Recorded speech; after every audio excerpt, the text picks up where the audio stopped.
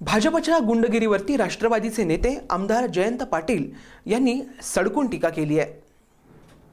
सत्ताधारी भाजपच्या नेत्यांनी राज्यात गुंडगिरीचा हैदोस घालायचं ठरवलंय असा आरोपही जयंत पाटील यांनी केला। ते इस्लामपूरमध्ये बोलत होते। सत्ता आल्यावर त्याचा दुरुपयोग कसा केला जातो याची झलक आज कराड, तासगाव आणि इस्लामपुरात पाहायला मिळाली। भाजप नेत्यांनी आता पोलिसांना नमोहरम करण्याचं आणि त्यांना धमकावून हल्ले करण्याचं काम सुरू केलंय।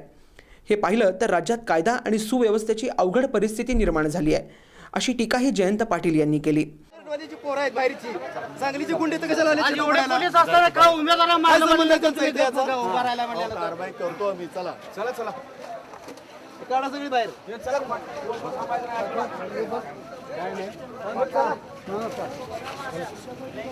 काय कुणाची मस्ती आहे? काय नाही मुस्करीचं उलटा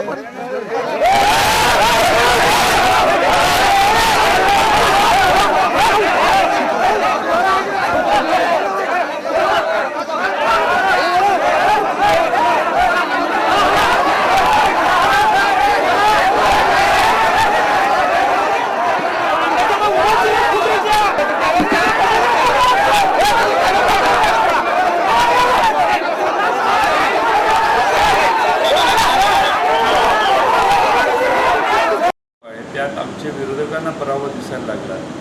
पायाखालची वाळू घसरायला लागली म्हणून इस्लामपूर असेल, तासगाव असेल, कराड असेल या सर्व ठिकाणी सत्तारूढ पक्षाची, विशेषतः भारतीय जनता पक्षाची लोक कशा पद्धतीने वागत आहेत याचे वेगवेगळे अनुभव या 4-5 शहरात आलेले आहेत। महिला कॉन्स्टेबलची, मंत्री दर्जा असणाऱ्या व्यक्तीची वागणूक कशी उत्तम होती आणि त्याचं चित्रीकरण झालेलं आहे, सर्व महाराष्ट्रात पसरलेलं आहे। सत्ता मिळाल्यानंतर लोक कशी बेफानपणानं वागतात आणि गुंडगिरीचा आसरा पराभव व्हायला लागल्यावर कशी घेतात याचं उदाहरण या तिन्ही शहरात आम्हाला सगळ्यांना दिसायला लागलेलं आहे। आमच्या राष्ट्रवादी काँग्रेसचा कराडमध्ये असेल, इस्लामपूरमध्ये असेल, तासगावमध्ये विजय होईलच।